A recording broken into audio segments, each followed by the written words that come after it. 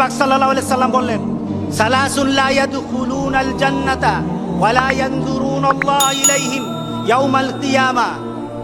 তিন শ্রেণীর প্রতি আল্লাহ সুবহানাহু ওয়া তাআলা তাকাবেনও না, জান্নাতও দিবেন না। আচ্ছা, আল্লাহ যদি না তাকায় আমাদের আর কোনো জীবনের দাম আছে? আল্লাহ যদি না তাকায়, যেখানে আল্লাহ সুবহানাহু ওয়া তাআলা বলেছেন উজুহু ইয়াউমাইদিন নাযিরা ইলা রাব্বিহা নাযিরা, উজুহু ইয়াউমাইদিন নাযিরা। আল্লাহ কাল হাসরের দিন বলেন কিছু কিছু চেহারা সেদিন থাকবে যেগুলি আমার দিকে তাকিয়ে থাকবে, আমার চেহারার দিকে তাকিয়ে থাকবে।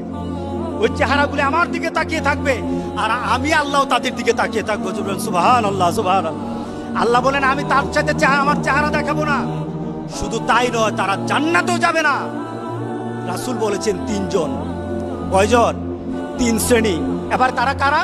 আল-আক্কু ওয়ালিদাই, যারা মা বাবার সাথে খারাপ ব্যবহার করে, যারা মা বাবার সাথে খারাপ ব্যবহার করে।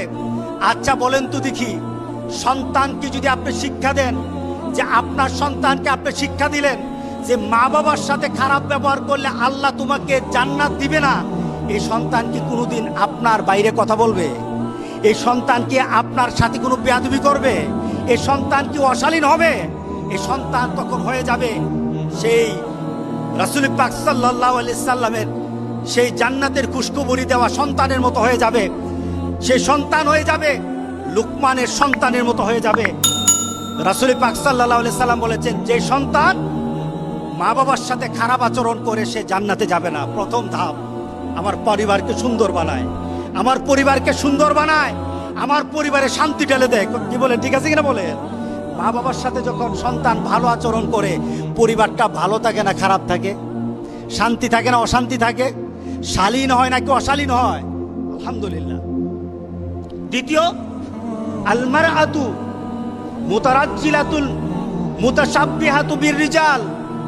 এমন সন্তান, এমন মানুষ যখন পুরুষের অনুসারী হয়, পুরুষের অনুসরণকারী হয়, অর্থাৎ পুরুষালী পোশাক যখন মহিলারা পরবে, আজকে আছে কিনা বলেন?